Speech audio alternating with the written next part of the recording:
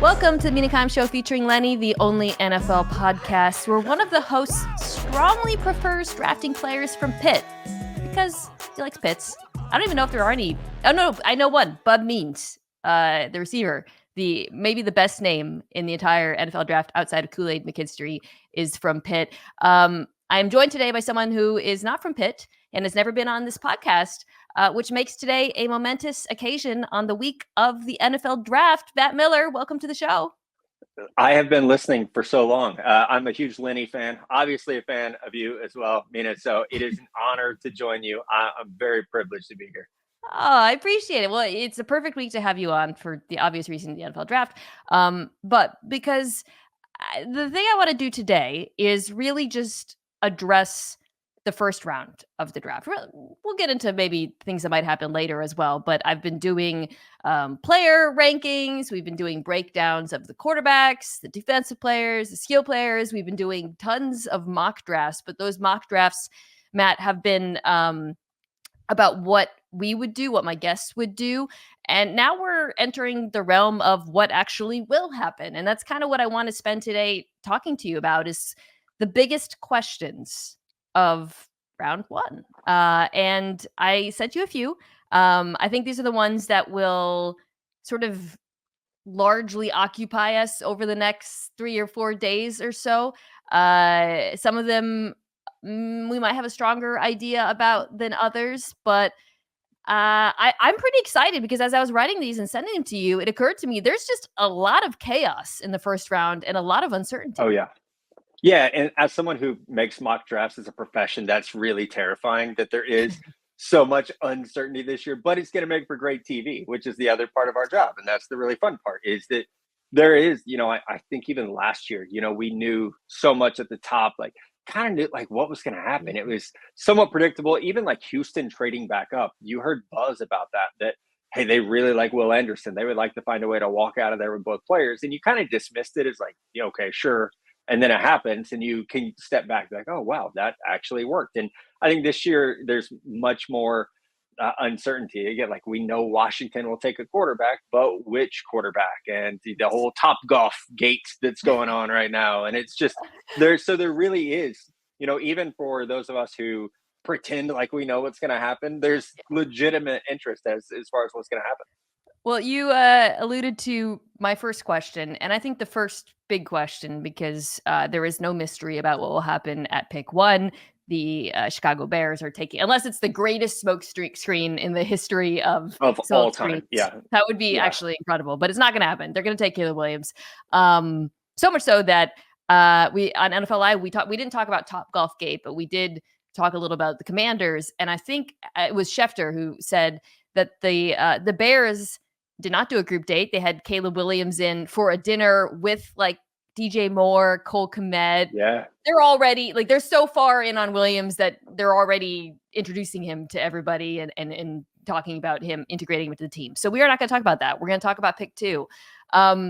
Speaking of Adam Schefter, he has been, I would say it's what's something stronger than hinting, pointing. Yeah. Yes. Right. Suggesting, alluding, very, very aggressively pointing to the likelihood that the Commanders take Jaden Daniels at pick two. It's really been a couple of weeks now. I feel like for a long time there was a debate over, Drake May or Jaden Daniels, who's better. And it felt like it was going to go down to the wire, but Adam has been pretty strong on Daniels at 2, despite Top Golf Gate today. For those who don't know, I talked about this on the podcast last week, the group date. Jaden Daniels' agent threw a little bit of kindling onto what seemed like a non-story when, I don't know if it was his agent or one of his agents tweeted like a skeptical emoji about the group date and whatever. I don't think that he did him any favors there. But let's start there. Like, do you think it's possible that May is still in contention for 2? Are you hearing anything to that end? Yeah, I think it's still possible. I've told this story a couple of times. The 2018 NFL draft, there was all this buzz for months that Sam Darnold would be the first overall pick. I was in New York. I was working for Bleacher Report at the time. We went out for a group dinner the night before the draft, Wednesday night. I'm sitting in a steakhouse in like Midtown Manhattan, and my phone rings. I run outside to answer it. Somebody who works for the New York Jets. They had the number 3 overall pick, and he said Baker's going first. And I was like, what? Like, really? And I know for people now, they're like, oh, of course. Like, but 24 hours before the draft that year, no one really had that. And I didn't like run to break the news. That wasn't my job at the time.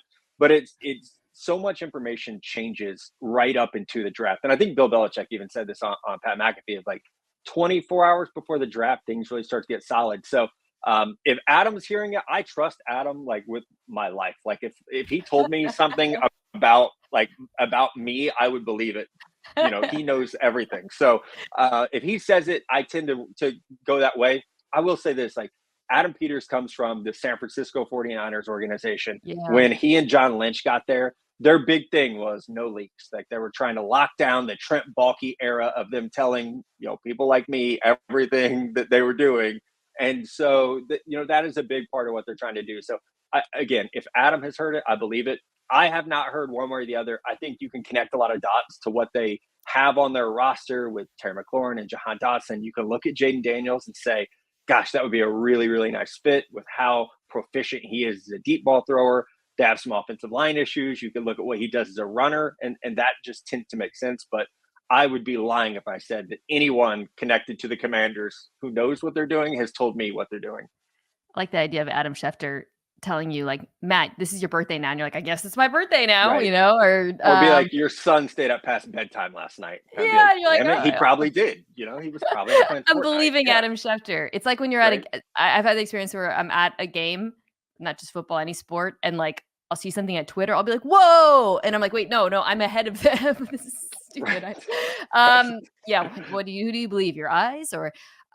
Okay, so yeah, I'm with you there. I think what's been a little bit tricky about reading the tea leaves is, you alluded to it. Adam Peters is the GM now. He comes from San Francisco, but I don't think that tells us that much about like what traits they necessarily value in a quarterback, because San Francisco, obviously he was part of the regime that traded up for Trey Lance, and you could point to that and say, oh, maybe he's worried about overvaluing traits and untapped potential versus but I don't know, man. It's a different team. It's a different situation. They're very different players. And it's going to be a very different offense, right? Cliff Kingsbury is their offensive coordinator, not one of the Shanahan tree guys. So that's different. I'm not saying that it necessarily means we're going to see Air Raid 2.0, but it's easy for me to imagine everyone there being excited about Daniels and his fit with the players that they have. We talked a little bit on NFL Live today about what that offense might look like. And Dan and I were both in agreement. We're like, well, it's about the quarterback. It's not about Cliff Kingsbury. Like you don't say, well, we like him because he's a really good fit for Cliff Kingsbury's wildly successful NFL offense. But there are things that Cliff did that I think make sense for Daniels, which is, you're putting him in the gun. You're asking him to air it out. I think this is the point I made on Live today. The offense needs to evolve. If you're not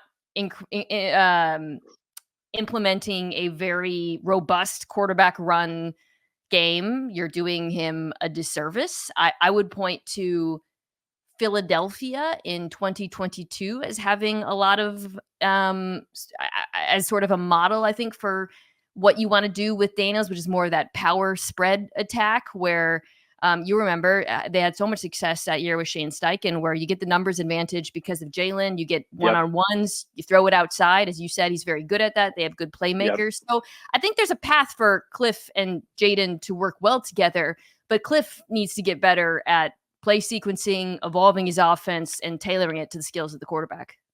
Oh, absolutely. And I think that's like any skepticism I had when they made that hire, because there was so much excitement and people were like, oh my God, they're going to get Caleb Williams. And thankfully that has all died down. But my skepticism was, the sarcasm there of his wildly successful NFL offense is so spot on, because it has been like more hype than substance. Like, if the guy didn't have like the most gorgeous house of all time, in Scottsdale and was super cool, like how would we talk about his offense? If he didn't look and dress the way he did, what would the reputation be? So pretty privileged. Yeah, I'm with. Yeah, right. Wouldn't that be great? I'm trying to get on that level. I do think that it is a fair, like when you look at all these teams, and it's like the great thing we get to do after the draft is like, okay, now we know who you took. Let's think about how this fit works now, and think about how what the players they have, especially for these young quarterbacks, which is why I've been so bullish on New England. Like whomever they draft, I feel so badly for, because it is such a bad setup because of the roster, not because of the coaches so much, just because like the lack of talent they have. So if it's Jaden in Washington, I think there's a really clean pathway to success if we see Cliff evolve. And one last thing on that, when we were at the Senior Bowl, I had someone ask me, if you were a defensive coordinator or a defensive minded head coach, which quarterback would you least like to play against? And my answer was Jaden Daniels. And I look at Dan Quinn, and I know he has to be asking himself that question of all these dudes that I could potentially draft, who's the one that's going to give me the most problems as a defensive minded head coach? And I think that answer is pretty easily Jaden Daniels, with Caleb Williams being off the board. Yeah, we're going to talk a lot about Jaden and this week, obviously on TV. And when I was going back through his plays to find clips for NFL Live this week, the thing that I was so distracted by, and I think we're going to do a segment on this, is when you watch him, how much the gravity of his running ability affects defenses, the way linebackers are almost pulled on a string by him, and then the massive zone voids that creates for Malik Neighbors to run through. I was going to say, for Malik Neighbors to just go scoot and they help be each gone. other. Yeah. I think because a ding on Daniels is okay. Well, he played with like an all-star team at LSU to some extent, and I think that's true and it's fair, and it's something that I think you have to account for when you compare him and Drake May. But I do think how his presence also really helped his skill players, and you see that on tape. And I agree with you that I think that could be alluring, especially for a defensive minded head coach and Dan Quinn.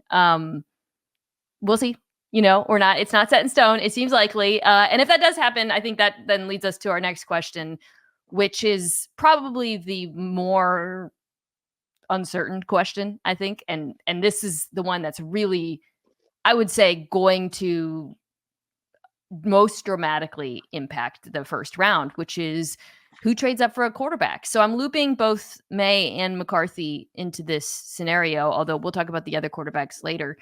But it is, of course, possible that someone trades up to get Drake May at pick 3. So that would be the first inflection point, whether the Patriots actually trade down. I'm assuming May goes before McCarthy. You can tell me if you no, I'm with you. I think that's right. Yeah. I would be shocked if, I know there's some buzz around McCarthy rising. So that to me would be wild, honestly, based on my assessment. So that's the first inflection point.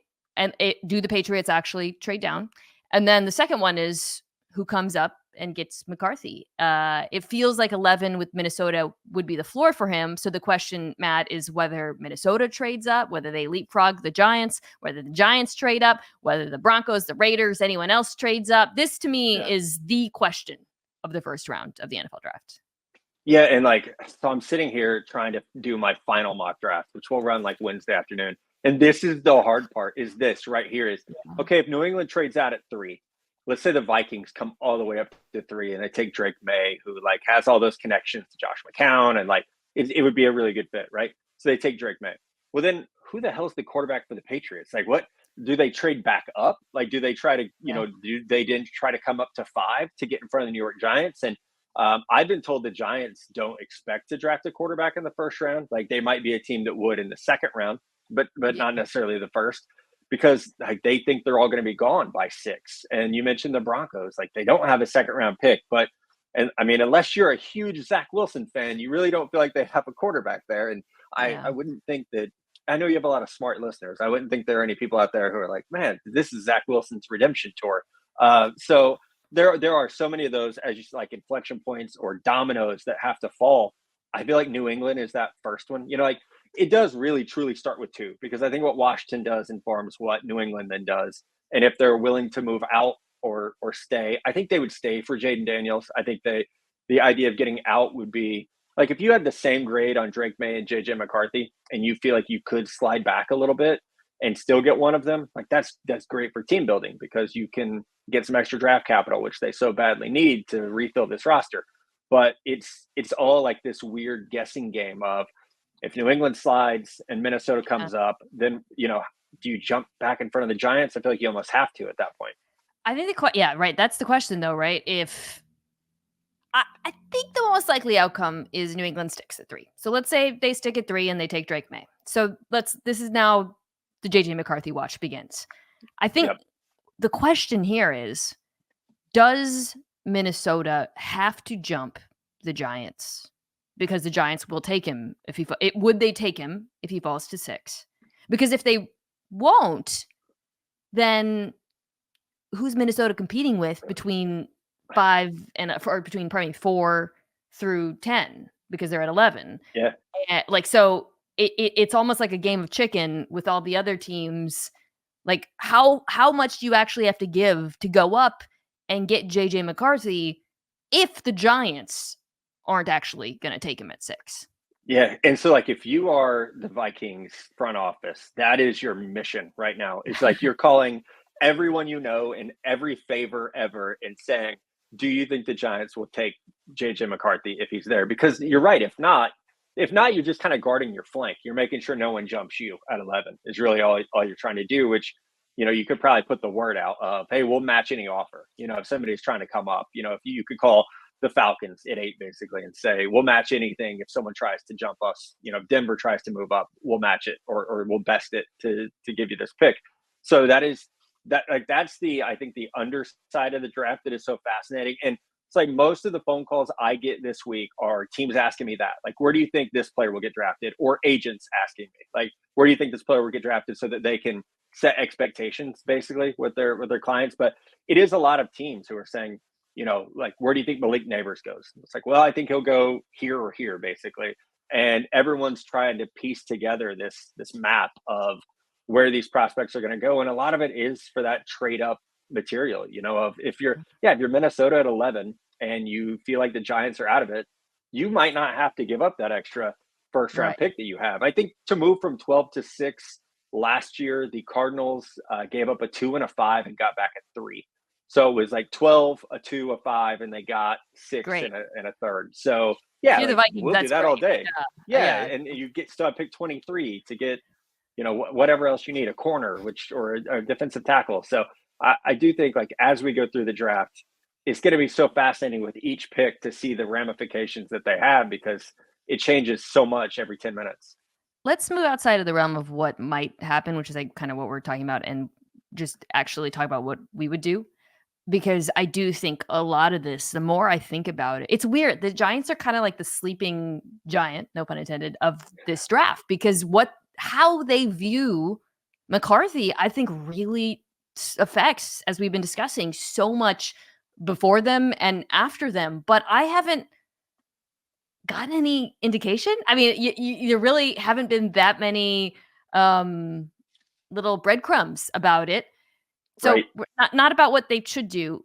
Matt, if you were Joe Shane and you're at 6 and nobody's moved up for McCarthy and you're choosing between him and Malik Neighbors, let's say, the Cardinals take Marvin Harris Jr., then the Chargers take Joe Alt, for example, or whatever. Yeah, that would be the most likely to get you to this situation. Would you take McCarthy or Neighbors? Oh my gosh, I would take JJ. I really would, and I love Malik Neighbors. He's my number 4 overall player. But I am such a non-believer in Daniel Jones, and this goes back to, I had a third rank grade on Daniel Jones coming out. Like, I was not a fan, and I've never seen anything to make me go back and say, "Oh man, I was wrong. Let me reevaluate this." Like, I just didn't see it then. I don't see it now, and now he's got like a neck injury on top of it and a knee injury on Yeah. top of it. So I would take JJ. I know the tape is limited. I don't think that's necessarily his fault. And I look at how great he was under pressure. And something that I feel like gets lost a lot is, it's not his fault he played on a great team. And how many times they had double-digit leads in the second halves of games. And, he didn't even play in like 7 fourth quarters because they were blowing everyone out. But there were so many times where we wouldn't see him throw the ball for like 10 or 12 plays in a row, sometimes longer.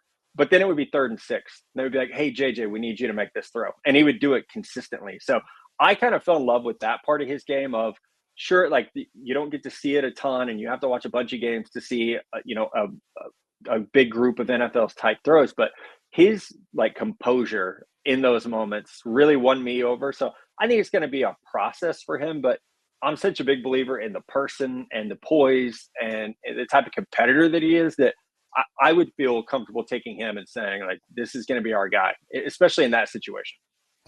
I like him as a prospect more than I liked Jones back in 2019, right? It was.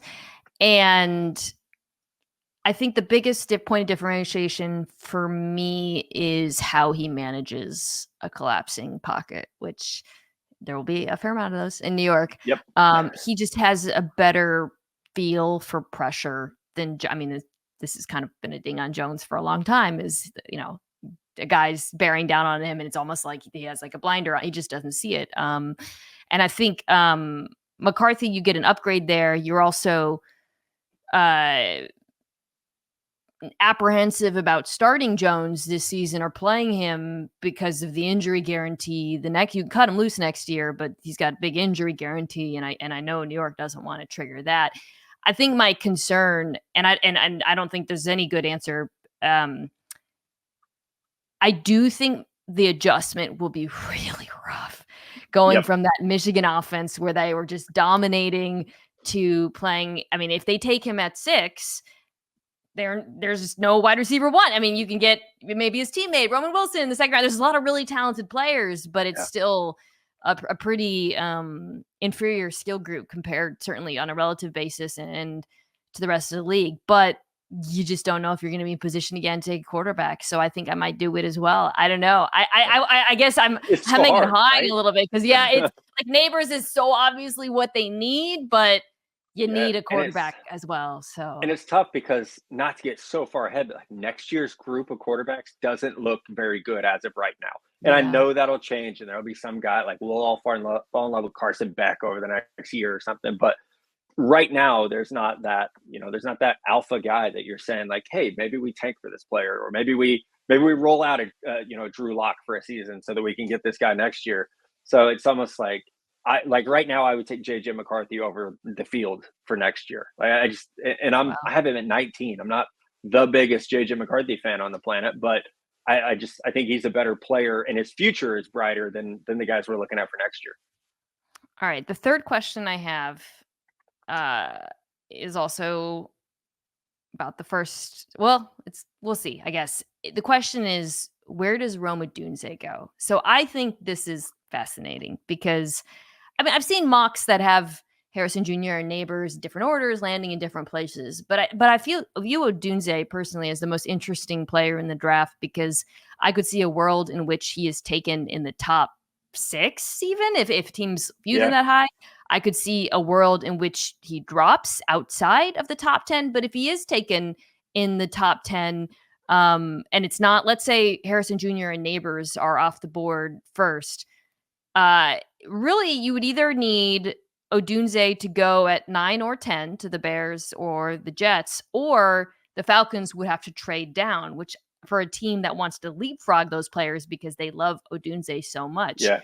I think that's a realistic possibility, Matt. But tell me, do I have Odunze colored glasses? Because I just think he's so good, and I view this top 3 receiving group as so good that I actually think they are all worth trading up for. So he is my favorite player in the entire draft. And I say that as a diehard Texas Longhorn fan who had to watch him rip my heart out in the college football playoffs when absolutely no one could stop him. So I am an enormous Rome fan. He's my number 3 overall player. It's Caleb Williams, Marvin Harrison Jr., Rome Odunze. Oh, I love that. So if it were me, let's say Marvin Harrison Jr. goes 4, and I think he will. If the Chargers stay at 5 and take Malik Neighbors, Rome could go to the Giants at 6. Excuse me. I think he's very much in play. If let's say Joe Alt goes 5 to the Chargers, I think he has to be in play for the Titans at 7 in that scenario. I think the Bears would be giddy with glee if he was there at 9. That's like the easiest decision ever for me. If he's there at 9, just give Caleb Williams that amazing trio of players. But I do think that Rome is good enough that we're going to see teams on the back end of the draft. If he were to start to slip in your scenario, like if you're the Buffalo Bills, call the Atlanta Falcons, please, and just be like, hey, this is everything you've ever needed in a wide receiver. He's hardworking. There's like no diva to his game at all. He's a 50-50 ball winner who can separate over the top. So I think if you're Buffalo and you got to do something drastic to catch Kansas City, like why not give up a 2025 first round pick that's probably going to be in the late 20s to get to number 8 to get Rome Odunze? Yes. That's what I would do, because it does. I think if you're in the AFC, you have to feel a little desperate to catch Kansas City. So like, why not? Why not swing for that grand slam and go get a top 10 pick and get an elite wide receiver? Are there any other teams? Because I've been pounding the table for Buffalo to try to get Rome. However, they're picking 28. And if I'm the Falcons, Yeah. I'm like, we got to come out of this with a blue chip defensive player. We're going to talk about that in the second half of the pod, by the way. I promise defense exists. I don't know if I want to move down that far, although if you threw in a future first, I think they would have to pretty seriously consider it. Mhm. But is there another team picking ahead of Buffalo and behind the Falcons? Or I guess behind well, by the way, the Jets could try to jump the Bears. Yeah, absolutely. So Yeah. that's and if I'm the Falcons, I'm like, yeah, that is, I think if you're a Falcons fan, the dream scenario is to not drop that far and to pick up something. You wouldn't get a first probably, but you definitely wouldn't get a first, pardon me, but you'd get something. But is there another team between the Jets and the Bills where I'm not saying you're thinking they will, but where you think they should, because we're so high on Odunze, consider calling? Man, I think the Bengals are one of those teams. Like, if I don't imagine T. Higgins is there for long. I had Yeah. this in one of our draft notebooks, I think a week ago. Like, there's been no communication between T. Higgins reps and the team since they requested that trade. So I think like he's going to play under the tag this year unless something happens on draft weekend to where he gets moved. But you're the Bengals. You're running that 3 wide. Tyler Boyd's gone. Even if the idea is we'll have Higgins for one more year. Odunze is I think the ideal replacement for him. He could play in the slot for 1 year. I mean, he had some production there. I wouldn't worry about that usage at all. But same thing, like you have to chase Kansas City, and the Bengals have shown they can beat them when Joe Burrow is healthy. So I think there would be a lot of pressure. At least I would, if I were in that front office, with that guys, we got to keep this up. Like we have something going here with this 3 wide that no one can defend when we're all healthy. So Yeah. getting a Odunze in there, and you got 5 years of now very inexpensive wide receiver play at a high level. Yeah. I mean, that's another reason why I think Odunze is worth it, because a wide receiver, a top 10 receiver in the NFL is going to cost more than $25 million a year.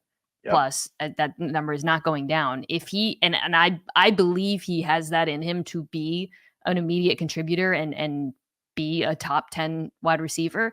So the ability to get that on that contract is just so, I feel this way about any of the top 3 receivers in this draft, which is remarkable. It's rich. It's great. Like, we're talking about like the Bills, that would be like equivalent to what the Falcons did to go up and get Julio, right? But and that is lofty, obviously. But anyways, if it does happen, if a team does trade up for Odunze, or if he were to go, actually, it would probably only be if a team were to trade up with the Falcons, then that's the only way in which you would have the top 10 players potentially be all offense, which has never happened in the NFL draft. And so, but the Bears might take defense at 9. We'll get to that after the break.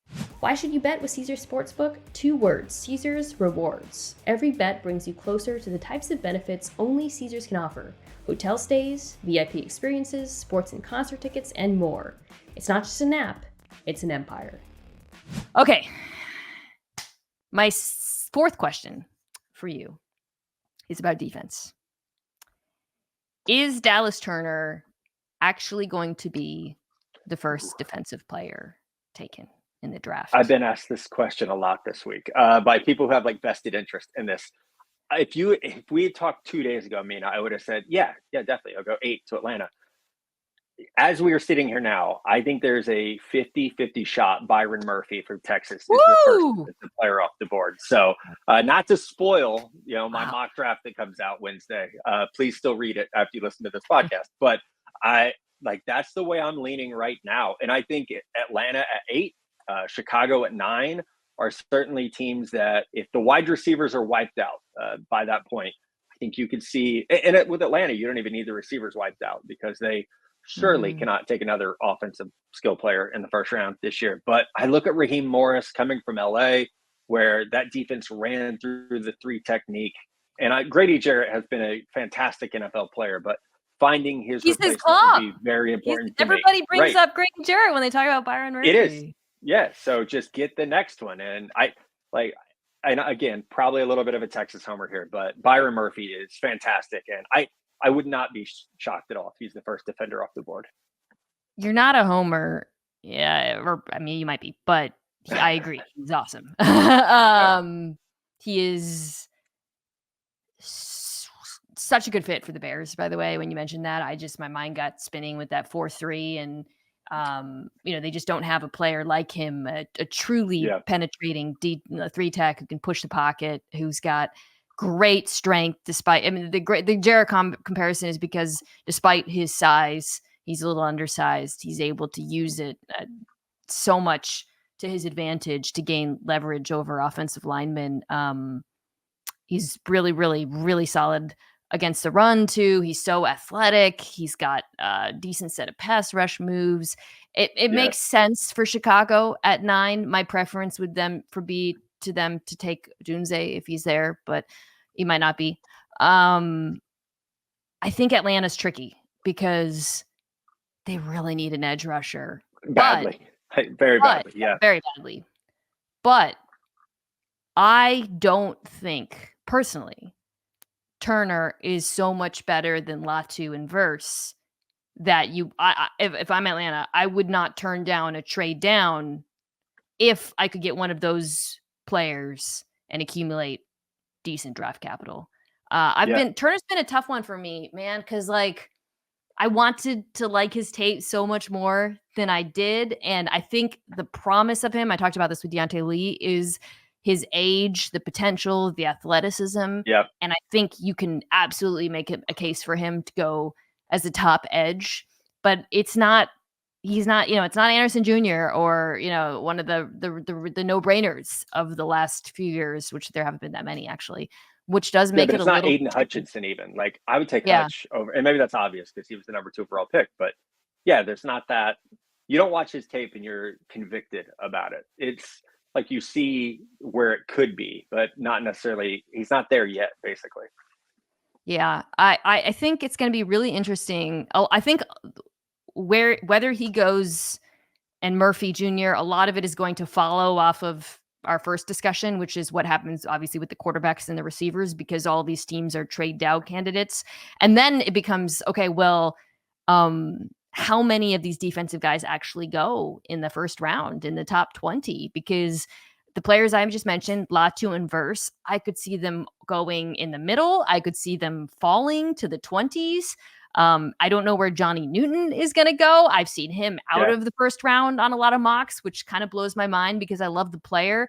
And then there's 3 corners who are definitely going first. Will it be 4, 5? I mean, when you try to do these mocks, how many defensive players do you typically have going in the first round? Like 10 or 11, which is crazy that it's not more than that, right? It would, offensively.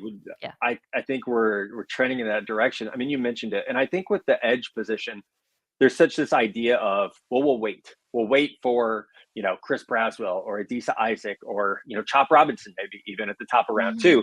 With the D tackles, you mentioned Johnny Newton, the foot injury kind of held him back in this pre-draft process. I still think there's a shot he goes first round, but I don't find a lot of teams who say that.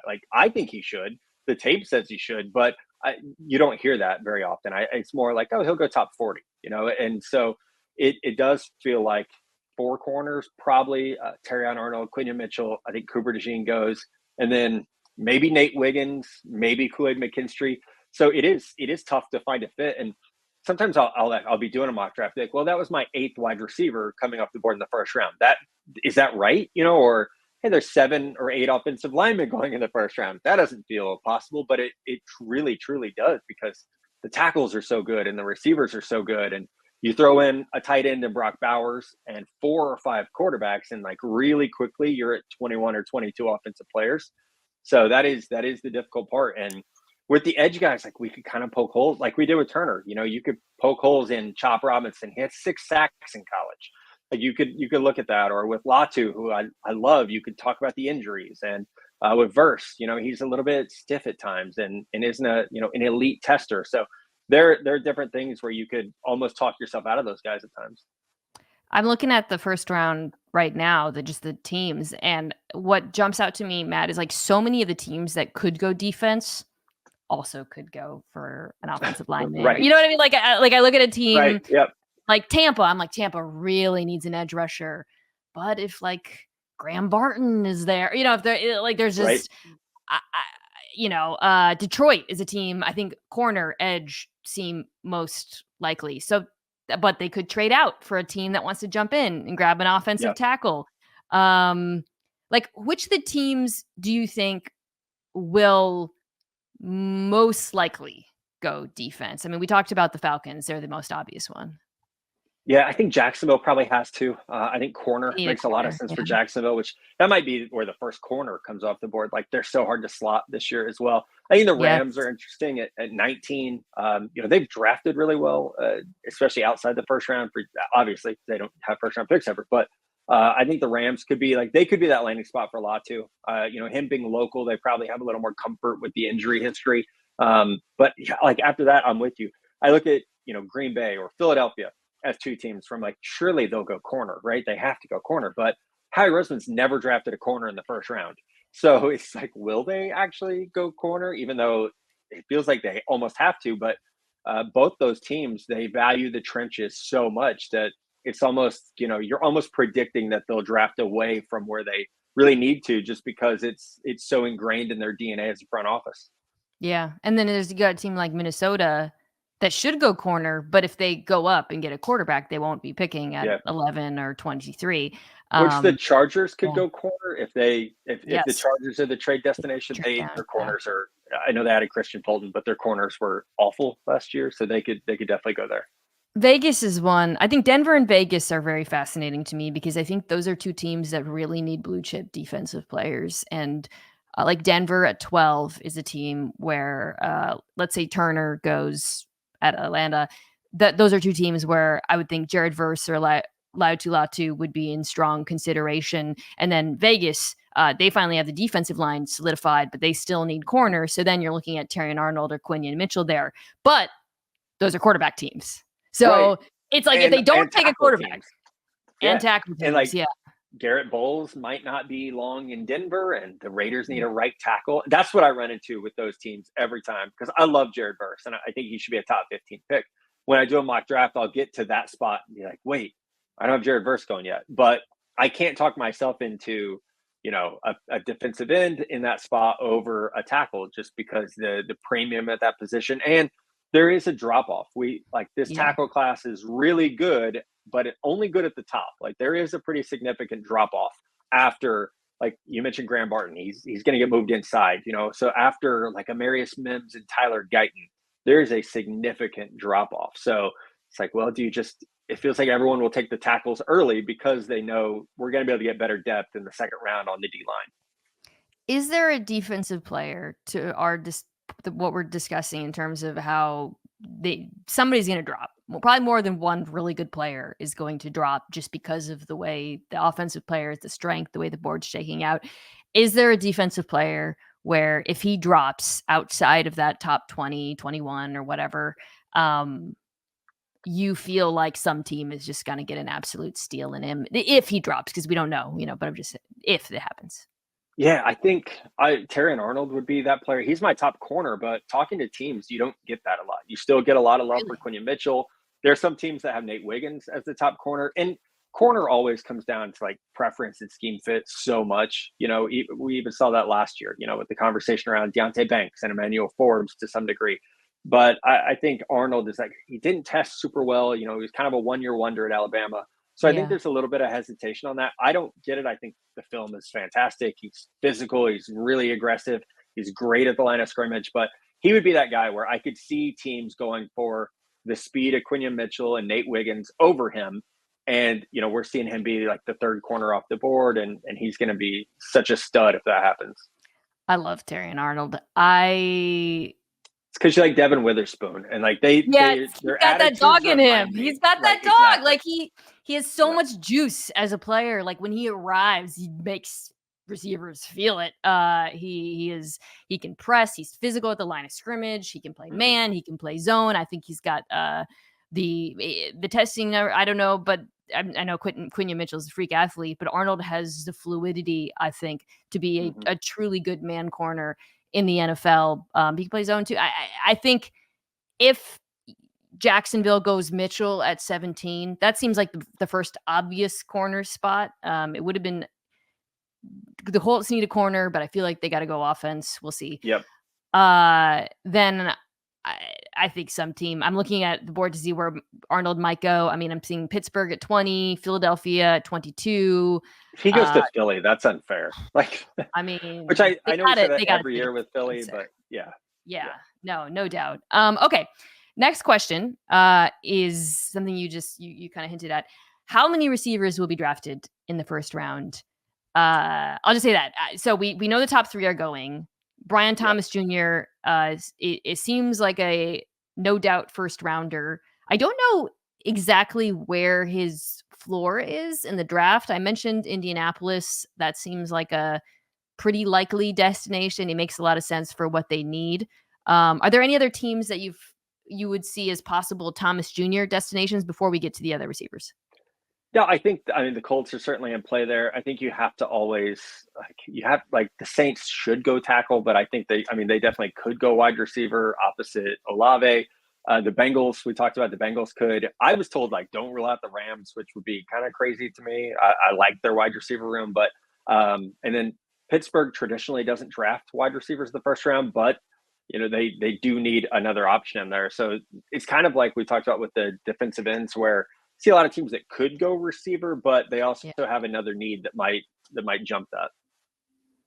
If a team really likes him, they should jump. New Orleans should really consider trading down if that's presented to them. I don't view Thomas Jr. He's not a player who I would trade up for in the same way that the top 3. That's just my feeling. But I don't know if a Buffalo, thinks that they have to move to get him. He also. That's not my favorite fit either. Indianapolis to me just makes too much sense. Not to, assuming Bowers is off the board there. That's just so comparing with Pittman Jr. and Downs and Richardson, can throw the ball deep. It just feels like they need someone who can stretch the field the way Thomas Jr. can. So, but that brings me to the question, which is how many guys will actually go. AD Mitchell is pretty widely seen as the next wide receiver, correct? Yeah, so I think I didn't want to interrupt you there, but on the Colts, and something I keep hearing is Xavier Worthy from Texas to the Colts because they keep saying we need speed, we need speed, and I'm telling you, I think there's a shot he's the 4th receiver off the board. So, and it's come out late that Brian Thomas Jr. has a labrum injury that he's going to need surgery after his rookie season to fix that, most likely. AD Mitchell, there was the concerns about management of his type 1 diabetes. Those things might just be, they're true, but they might be things that are being overblown a little bit. But I think Xavier Worthy's, 4.21 and what he does in the open field, we see these guys overdrafted. I don't think he's worthy of the top 15 pick, no pun intended. But we see these speed guys overdrafted every year. So I'm just putting it out there. Don't be surprised if that happens. Right. Yeah. I remember when Ruggs went 13, right? Was when Henry Ruggs went and everybody was shocked. And that was similar. But I mean, he's just too small, man. I would take him later, but I wouldn't Thomas Jr. and AD Mitchell are both unbelievably fast and big. 40 pounds heavier than Xavier Worthy. Legitimately 40 pounds heavier. I don't think that would be a good choice. But anyway, so Worthy is one. Mitchell, I can't see Mitchell. I think Buffalo has to be the floor for him at 28. Yeah, correct? I agree. Yep. Yeah. Okay. Kansas City would not let AD Mitchell buy them either. So not that I don't think he gets past Buffalo, but there's no way Kansas City would let him get past. If you're Kansas City, would you consider picking up the phone and trying to jump Buffalo? Not will they, but would you do it? Oh, absolutely. They tried last year. They tried going up to get, you loved Zay Flowers last year, right? They tried going up to get Zay Flowers and no one would let them do it. And I think that's the problem with Kansas City is, a lot of people are not willing to help them. I think it's almost to the point where they would have to pay a premium because, like, who Really? wants to give Patrick Mahomes, Brian Thomas Jr. or AD Mitchell? Like, no one wants to do that. And so Mm, I think that's the hard part is why they're coming up and no one wants to give him another weapon. I really like the idea of Kansas City doing a trade with like Dallas trading out of the first or trading down. That would make so many people Yeah. mad. Okay, so other than AD Mitchell, so we both agree Thomas Jr. and AD Mitchell is worthy as a wild Mhm. card, which that blows my mind, but okay. Are there any, because there's multiple destinations for receivers in the bottom Yeah. 10. I'm looking Dallas sneaky. I don't think they'll do it. Um, we'll see what happens with Arizona. And I think a lot of it obviously again flows from who trades down. The Buffalo, the Lions, sleeper. I don't think they'll do it, but that's a sleeper team. The Mhm. Niners, depending on, the whole Ayuk of it all, Yeah. and then of course Kansas City. Are there any other receivers that you like as potential late first round? And maybe their team would trade up to get one of them. Yeah, and Baltimore is in there too. Like they could definitely Yeah. go wide receiver as well. I think a couple guys are on the fringe. Lad McConkey is a great player. The injury history is a little concerning because he's just not a big body, and he's had multiple years of injuries. Keon Coleman is probably in that fringe. Xavier Legette from South Carolina is probably in that group. I love Ricky Pearsall from Florida. I don't get the sense that he's in that top 32 conversation so much. So I think like I feel great about 6 wide receivers. 7 would probably surprise me. I think we're getting to the point where teams feel like they can wait a little bit. Like, if you could wait for Jalen Polk or if you could wait for Malachi Corley, like you're probably going to do that as opposed to overdrafting a little bit for like Xavier Legette and Malachi Corley are really similar in my opinion, but the pick range on them is like 15 to 20 pick difference. So you might be better suited waiting as opposed to being a team that jumps too early on one of those guys. Well, team that I think would shock the world if they did not take a receiver is the Carolina Panthers at third. Maybe they Yep. won't. I don't know, but They have to. pretty much everyone expects them to. So my question to you is, we've been talking about all the guys who go in the first round. If you're Carolina at 33, you're behind Kansas City, who's another team that people expect to take a wide receiver. Who is your dream player within the bounds of reality available to you at 33? I think it's Legette. And some of that's like, oh, he's local, Mhm. but I think that yards after catch, like what he does I think for Bryce Young, like you have to help Bryce and giving him someone who can body defensive backs that can win on slant routes. I think back to when Drew Brees had Michael Thomas, that guy who could just win on, those quick hitters. He's going to be able to shield defenders from the ball and then make something happen after the catch. So I know they drafted Jonathan Mingo last year. Didn't have great returns rookie year. And I think Legette gives you so much more burst, so much more juice after the catch. So that is ideal for me, like realistically ideal, taking away the Brian Thomas Juniors and guys like that. Yeah, he's sort of like budget Brian Thomas Jr. in a way. But I like it too. I like his fit with Deontay Johnson, who they've got. I think that's a Yeah. complementary skill set. You talk about Legette creating after the catch. Johnson's so good at getting open. They work different parts of the field. Both are just very dramatically an improvement in terms of like the playmaking ability over what you had in the offense last year. So I do like that. I do still like the idea of Lad on the Oh, Panthers yeah. as well, just giving Bryce an easy answer, which is again something that was really missing last year. They're going to have some really interesting options. I'll be curious to see what they do, but of course they're going to be sitting there sweating. Maybe they're a team that would pick up the phone and trade up because they really want someone. I don't know, maybe possible. Yeah. I would They're also running out of draft capital at some point, yeah. like at some point they Yeah. have to almost stop doing that. But If- new if- regime, yeah, right. entirely new regime now. One more question about the Panthers. Would you trade 33 for Higgins? Oh, T. yeah, Higgins. I would. Yeah, absolutely. Same with Ayuk, which I don't think the 49ers would take that. I think he's worth more than that. But yeah, I would do it just because there's a quality in like the known. And I think, that's like you know exactly what you're getting. And he might never be an elite number one, but he's a hell of a lot better than what you have. And what you're getting. There's no miss rate as opposed to the unknown of a draft prospect that we might all really like. I don't know why more teams don't trade draft picks for players that are proven. I will never run a front office unless, like, if you're a GM someday and you want to hire me, we can try to figure this out. But that is something I would do, is like, let's trade third round picks for proven players. We see teams do that. Like Brett Beach is big on trading seventh round picks for players who were formerly drafted highly. The idea of like, hey, maybe we can fix what was broken. Hasn't really worked out, but I love the effort to do that. I don't think he's going to get traded, but if you're Cincinnati, you gotta seriously consider that if it was on the table, because like you said, he's not going to be on this, most likely not going to be on this Yeah. team after 1 year, and to get 33, it's a pretty good return, honestly. Yeah, Especially especially, again, given the quality of the receivers in this draft.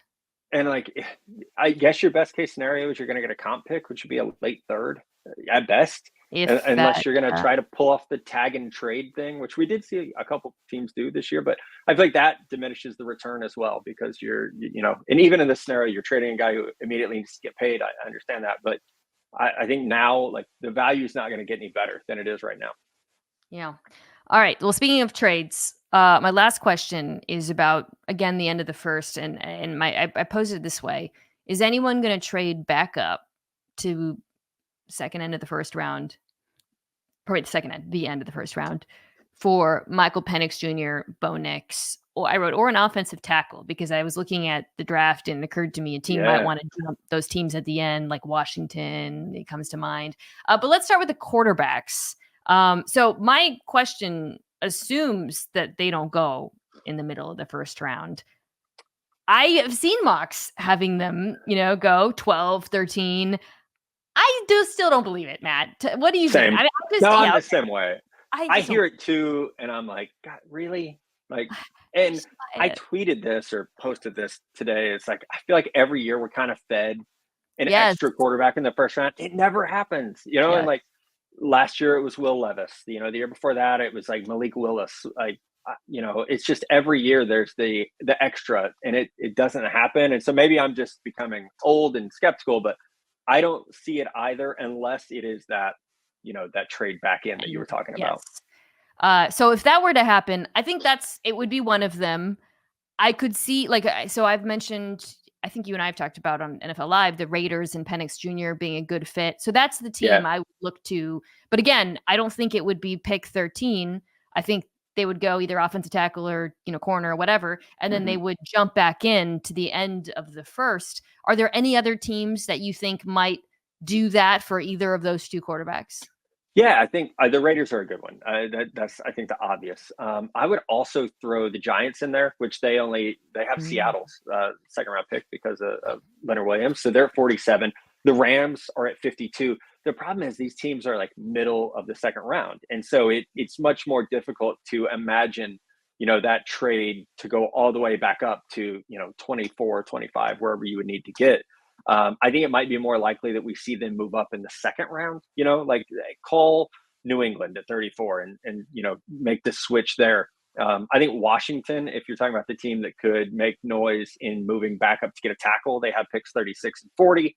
That's a pretty attractive package. But, if you're Vegas at 44 and you're trying to get back to get the fifth year option on the quarterback, that's going to be expensive. I haven't run the numbers on that, but that's probably a future 2 or maybe even more to climb the board at that point. So it's almost the argument of you would be better off trading back in the first round. Yeah, from 13. And doing it that way. Yeah. So if you were able to trade down, so if you're Vegas at 13, and let's say a team really loves, you're picking ahead of New Orleans. We talked about Brian Thomas Jr. Maybe it's a team that wants to or come a tackle.